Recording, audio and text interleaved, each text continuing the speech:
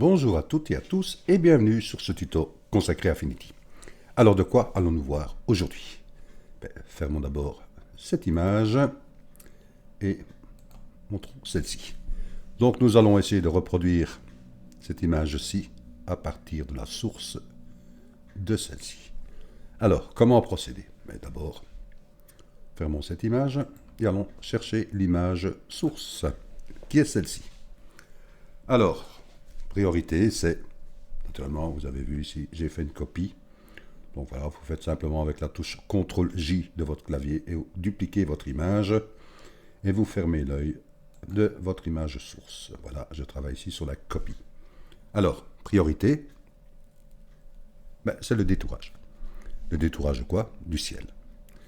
Donc, Affinity nous donne les outils qui permettent cela. C'est-à-dire, vous avez ici l'outil pinceau de sélection. Vous pouvez le faire. Vous voyez, vous sélectionnez, cliquez dessus et vous sélectionnez les zones, comme le ciel par exemple. Mais vous voyez qu'ici, mon ciel, il est sur un horizon, je vais te dire, rectangulaire. Donc, je peux déjà prendre ici l'outil de sélection rectangulaire et je vais faire une sélection. Voilà, je regarde. Hop. Vous voyez, je fais descendre ma sélection. Bon, je vais la prendre ici par exemple. Voilà qui est fait. J'ai une sélection qui est faite. Je peux faire ici avec l'outil ajuster. Voilà, il me sélectionne. Et je vais sélectionner ici le petit arbuste. Voilà. Je regarde. Ouais. Je fais travailler. Disons que je suis satisfait, je fais appliquer. Oui, c'est pas énorme. Ben voilà, nous allons prendre cela comme elle est donnée. Alors, qu'est-ce que j'ai sélectionné? J'ai bien sélectionné le ciel. Je vais inverser la sélection. Je vais donc aller dans sélection et je vais faire inverser la sélection. La sélection étant inversée, donc je suis bien sur le sol. Là, je vais faire ici, sur mon calque copie, je vais lui créer un masque de calque. Vous voyez, il me met en transparence automatiquement. Je fais sélection, désélectionner. Voilà une bonne chose. Vous voyez, même s'il y a un peu de flou, c'est pas énorme, ça va être masqué avec le ciel. Alors, allons chercher ce ciel. Je mettrai bien sûr toutes les images dans la description. Fichier, oui, un élément récent, et je vais prendre ici le ciel. Le voilà. Alors, soit vous pouvez déjà, c'est-à-dire enlever le bas avec l'outil de sélection que vous avez ici. Vous voyez, rectangulaire, vous sélectionnez. Voilà, libre à vous. Hein. Alors moi, je vais la prendre telle qu'elle est. Je vais faire un CTRL-C. Voilà. Je vais revenir sur mon image de départ et je vais faire un CTRL-V. Voilà mon ciel. Que vais-je faire de cela? Je vais travailler dessus. Donc, je vais le positionner d'abord. Je vais le positionner où? En dessous de mes calques pour faire apparaître mon arrière-plan. Donc, je clique dessus et je le fais descendre. Vous voyez, j'ai une large bande horizontale bleue pour bien montrer qu'il se trouve en dessous. Voilà mon ciel. Que vais-je faire? Mais j'ai ici mon outil de déplacement qui me permet de bouger mon ciel. Donc je recule un peu l'image, je regarde ce que je veux faire apparaître. J'oublie pas que j'ai ici mon petit arbuste qui vient se fondre dans mon ciel, je regarde. Je vois jusqu'où je peux aller. Vous voyez, tant que je ne dépasse pas mon canevas. Je regarde. Soit vous laissez le haut, c'est encore libre à vous. Hein. Moi, je déteste. Je peux venir faire fondre le gris dedans, par exemple. Pourquoi pas? Ouais, le gris, ça m'a l'air pas mal. Hein. Ça m'a l'air pas mal. Je suis satisfait. Que vais-je faire de cela? Je vais faire une copie et vous allez comprendre le pourquoi. Quoique, vous n'êtes pas obligé de le faire maintenant. Mais je vous... Enfin bon, voilà. Disons que nous ne le faisons pas encore actuellement. Que vais-je faire de cela? Mais je vais jouer justement ici par rapport à ces nuances. Donc je vais aller ici dans le calque de réglage et je vais jouer ici avec le niveau. Donc si je... C'est là qu'il faut encore bien faire attention avec les calques de réglage qui se créent. C'est-à-dire qu'au moment où je vais travailler, vous voyez, il travaille bien sur mon calque d'arrière-plan. Si j'active maintenant ici mon arrière-plan et que je bouge, vous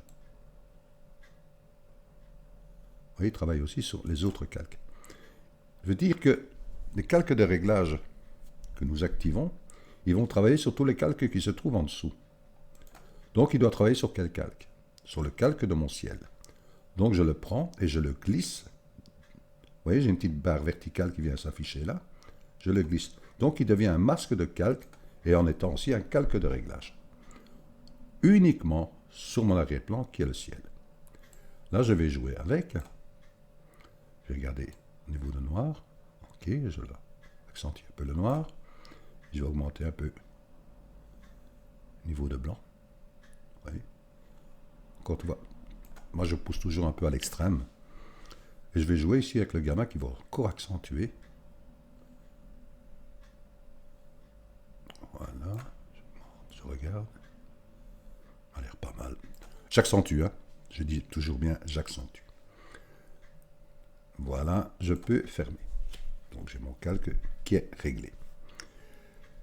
Mais par contre, j'aimerais donner aussi cette couleur qui est dans le ciel sur mon avant-plan ici.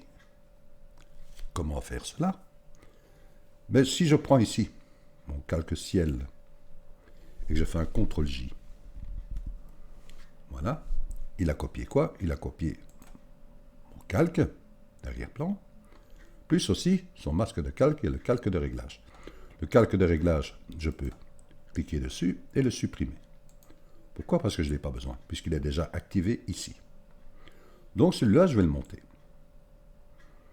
Voilà, donc il reprend sa valeur initiale sans avoir son calque de réglage. Jusque-là, nous sommes d'accord. Nous avons la possibilité, en étant sur ce calque, de le retourner. Comme si on faisait un éclat du ciel sur un niveau d'eau, par exemple, qui se trouve ici, et qu'on voudrait avoir justement le reflet du ciel dans l'eau. Donc pour cela, en étant bien sur notre calque, je fais un clic droit, et je vais ici dans Transformer, je peux faire Retournement vertical. Vous voyez, c'est retourné verticalement.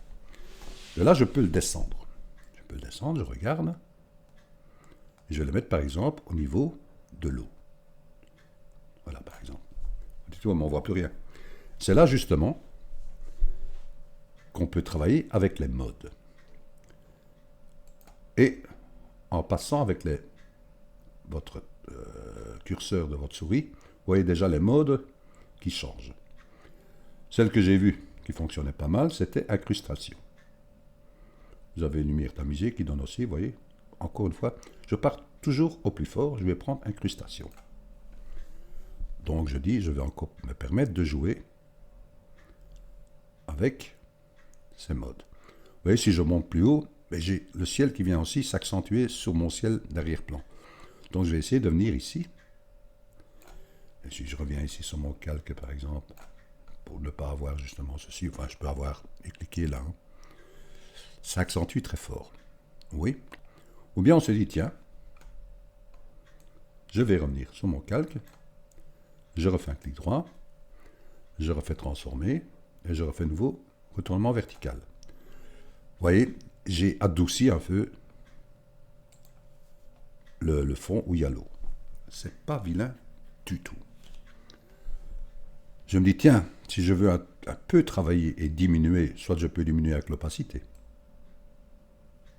Vous voyez, je peux diminuer avec l'opacité complète pour revenir à 100%. Allez, je reviens ici à 100%. Ce que je peux faire aussi, c'est par exemple lui mettre un masque de calque. Donc pour ce faire, je viens simplement cliquer ici sur masque de calque. Donc je lui attribue un masque de calque sur mon arrière-plan qui va se mettre en blanc. Là, je vais prendre une brosse, par exemple. Brosse. Je vais prendre une dureté très basse, 6, un flux de 55, je suis bien, je suis d'accord.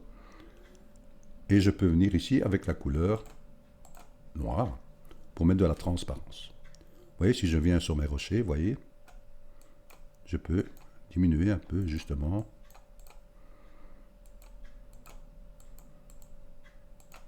Parce que je n'aimerais pas qu'ils apparaissent. Je dis oui, c'est pas mal. C'est pas mal. Que puis-je encore faire de cela? En étant sur mon calque, ici, je peux encore jouer avec d'autres outils, qui est par exemple, je vais prendre, vibrance. La vibrance, si je joue avec, vous voyez, je joue sur toute mon image. Vous voyez? Ce que je ne veux pas. Je veux uniquement sur mon calque, qui est le sol. Vous voyez? Donc je l'attribue dedans. Donc je prends le calque vibrance et je viens le mettre en tant que masque de calque aussi. Voilà, il est ici. Il est bien repris ici en calque vibrance. C'est bien dessus. Là, je peux jouer maintenant uniquement sur son calque. Vous voyez? Je regarde, je peux augmenter, et je peux augmenter la saturation aussi. Vous voyez, ça accentue très fort, hein, vous voyez? Je peux l'employer, hein, parce que même si je l'augmente, je suis toujours en masque de calque. Donc je peux travailler avec les couleurs de transparence, qui est le noir. Donc je reprends ma brosse, et je peux venir diminuer ici. Vous voyez? Vous voyez, ça vient noir. Pourquoi? Parce que bon, j'ai pris une dureté de 6. Donc ça, maintenant je travaille toujours. Je vous dis, je vous le fais au maximum. Hein, vous n'êtes pas obligé de faire comme moi. Vous pouvez atténuer tout cela. C'est simplement pour vous donner les effets qu'on peut avoir. Que puis-je encore faire? Ben, je me dis, tiens, je vais faire des tests. Hein. Je suis sur mon masque ici, mon calque. Je vais aller aussi dans le calque filtre dynamique. Là, je vais prendre éclairage, par exemple. Boum. Je regarde. J'ai mon éclairage qui vient où? Mais qui revient sur toute mon image. Je veux simplement le mettre, par exemple... Oui. Je vais le... Ici, si je prends le bouton de commande ici, je peux tourner, l'agrandir. Si je prends le bouton de commande ici, je peux le déplacer. Vous voyez? Je peux le prendre et voir qu'est-ce qui se passe si je le mets ici. Vous voyez? Je peux le mettre, je peux l'effectuer et le mettre en masque de calque. Je regarde, spéculaire, la brillance. Oui, j'ai dit la brillance, ok. L'ambiance. Je travaille sur toute mon image, d'accord. Je peux jouer sur la distance. Je regarde. Là, je regarde la direction. Ce que je vous dis, c'est comme si on pivote. Je peux regarder le cône externe.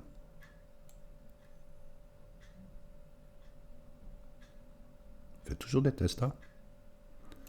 Le côté interne. La texture, c'est pas mal aussi. C'est que ça donne... Vous voyez? Je peux le déplacer, par exemple. Le mettre par ici. Ou vous pouvez le tourner.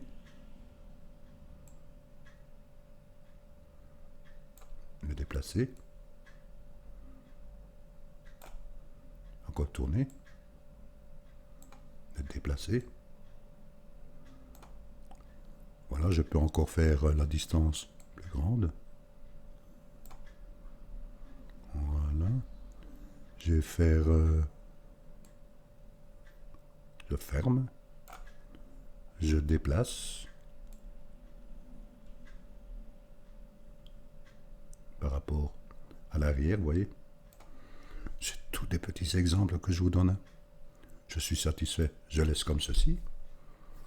Que puis-je encore faire? Ben, je m'amuse.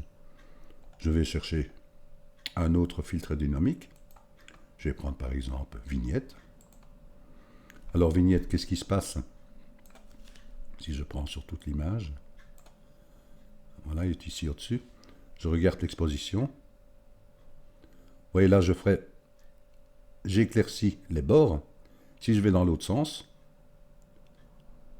je vais avoir, vous voyez, le centre. Là, je peux faire l'échelle. Je peux fermer. Et je peux jouer sur la dureté. Adoucir, vous voyez. Et le faire l'échelle plus grande. La forme, à vous de choisir.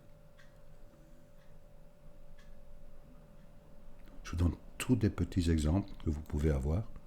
Je dis voilà, c'est fermé. Je dis encore une fois, là, vous pouvez enlever la vignette, hein, libre à vous. Hein. Vous voyez tous les petits exemples que vous pouvez travailler sur les calques de réglage, les employer comme masque de calque, travailler avec une copie et la retourner pour donner les couleurs que vous avez mis en arrière-plan sur le premier plan, jouer avec ses nuances, ses opacités, avec ses masques de calque, jouer avec les couleurs noir et blanc pour faire apparaître ou disparaître tel et tel sujet. Vous avez ici les modes vibrance que nous avons donnés, et nous avons encore donné ici l'effet lumière. Vous voyez que vous pouvez jouer avec une texture. Voilà, j'espère que ce petit tuto vous a intéressé. Voilà, je vous dis un grand merci de votre écoute, et je vous dis à très bientôt pour un nouveau tuto. Merci à vous.